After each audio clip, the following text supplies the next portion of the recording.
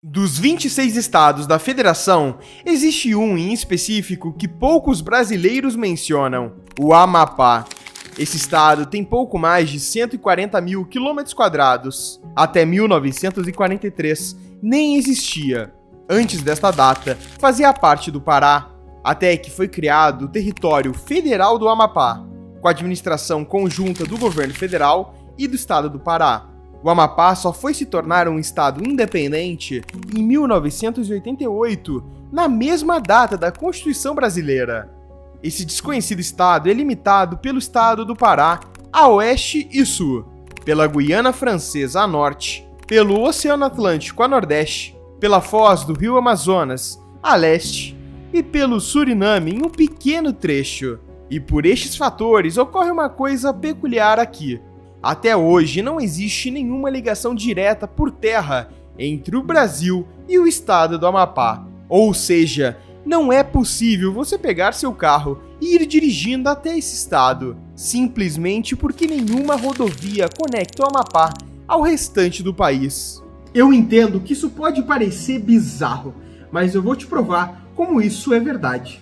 Mas eu só quero te dar um aviso antes. Se você quer aprender a criar mapas animados, tem um curso gratuito aqui no primeiro link da descrição ou no comentário fixado. Acessa e receba o curso imediatamente. Mas voltando ao Amapá, e para entender como ele é tão isolado, a gente vai ver primeiro as possíveis rotas que nos levariam até esse estado. Santarém é uma cidade paraense, que está a 500 km de Macapá, capital do Amapá.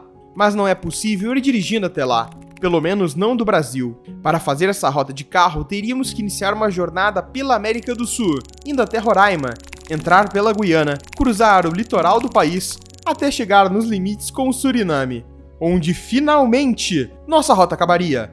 Porque também não existe uma rodovia que conecta a Guiana ao Suriname. As únicas maneiras são de balsa. Então sim, é impossível chegar ao Amapá totalmente por vias terrestres. Você, em algum momento, terá que fazer o uso de uma balsa, um barco ou então um avião. Vendo isso na prática, se quiser entrar no Amapá através do Brasil, você terá realmente que ir até a cidade de Laranjal do Jari e pegar uma balsa que vai te levar até o Amapá. Apesar do estado ser continental, ele não está de fato conectado totalmente ao Brasil, porque é cercado de água por todos os lados. Ao sul existe o rio Jari, ao leste o rio Amazonas e a oeste o rio Oiapoque. O Oceano Atlântico limita o estado ao norte. Dessa forma, o estado tem de fato poucas conexões terrestres. E é no rio Oiapoque que a única conexão rodoviária entre o Amapá e alguma outra parte do mundo existe, porque aqui, entre a Guiana Francesa e o Amapá, desde 2011 foi construída uma ponte, chamada de Ponte Transfronteiriça. Entrar na Guiana Francesa a partir do Amapá é mais difícil do que ir de fato até a França continental. Eu explico. Para entrar na França continental, você só precisa do seu passaporte. Mas pela Guiana Francesa compartilhar uma fronteira de 1.608 km com o Brasil, as leis de imigração ou entrada são mais rígidas. Tanto que esse é um grande problema no Amapá hoje. Brasil e Guiana, em tese, têm um tratado de reciprocidade, que é o seguinte: o Brasil aceita a habilitação de trânsito da Guiana e a Guiana aceita a CNH brasileira. Isso em teoria, porque se você tentar na prática sair do Amapá e chegar até a Guiana, você provavelmente vai ser barrado pela CNH não ser internacional. Nesses casos, muitas vezes, a sua CNH normal não vai servir. Você vai precisar de uma habilitação internacional. Mas esquece isso, porque esse vídeo aqui não é sobre as Guianas. Eu só citei isso para a gente entender os conflitos que existem hoje, coisa que já houve muito no passado. O Amapá, antigamente, já teve muitos problemas com a França. Para entendermos isso, vamos voltar a 1713, quando o rei Luís XIV assina o Tratado de Utrecht, que estabelece as fronteiras da Guiana Francesa no oeste, a partir do rio Maroni, enquanto no leste, a fronteira com o atual Amapá geraria um grande conflito entre o Brasil e França. No século XIX, tropas napoleônicas invadiram Portugal e a família real portuguesa decidiu se estabelecer no Brasil. Ao chegarem, o príncipe Dom João ordena a invasão da Guiana. Então, entre 1808 e 1807, tropas portuguesas ocupam Cayenne. Anos depois, a Guiana é entregue à França. E a partir daqui, desde a independência do Brasil em 1822, Brasil e França tentam negociar os limites territoriais de cada país na região amazônica. Por 2 séculos, os dois lados tentaram estabelecer de forma arbitrária os seus territórios na Amazônia. E essas disputas só foram terminar em 1900, com uma arbitragem da Suíça, que fixa a fronteira entre o Brasil e a França. Um século mais tarde, para selar de uma vez por todas os acordos entre o Brasil e a França, os governantes planejam a construção de uma ponte sobre o rio Oiapoque, e é projetada pelos presidentes Jacques Chirac e o brasileiro Fernando Henrique Cardoso.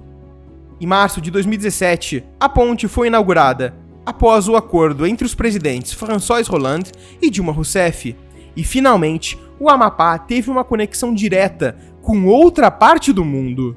Essa conexão era muito importante, porque além de ser um estado no extremo norte, cerca de 72% do território do Amapá é puramente composto por florestas.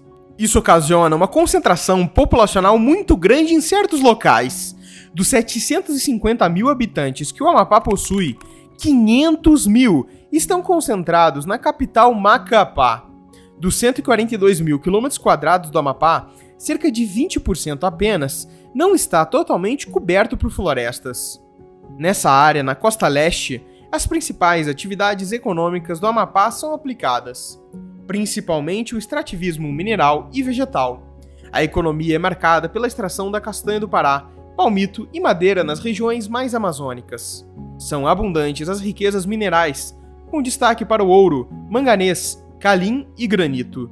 No setor agropecuário, a produção de arroz e mandioca é significativa, e na pecuária se destacam os rebanhos bovinos e bubalinos. A economia do Amapá é puramente baseada no setor primário, justamente pelo seu isolamento geográfico. Não existem indústrias pesadas no estado, o motivo é que não faz sentido ter. Eu vou tentar explicar melhor. Os principais centros econômicos e industriais do Brasil estão principalmente na costa leste, muito longe do Amapá, a pelo menos 1.850 quilômetros desse estado. Isso piora quando o principal estado brasileiro, em relação econômica, está muito distante, a pelo menos 2.100 quilômetros. E as fronteiras do Amapá não fomentam o desenvolvimento econômico. A Guiana está 95% repleta de cobertura florestal. O Pará, menos de 70%. E não existem grandes centros financeiros perto do estado. A maior cidade seria Belém, mas até hoje, o principal meio de acesso entre as duas cidades é um barco que atravessa os diversos rios amazônicos e conecta as capitais. E por todos esses motivos, o Amapá é o estado mais isolado do Brasil. E para esse cenário mudar, algo muito grande teria que acontecer.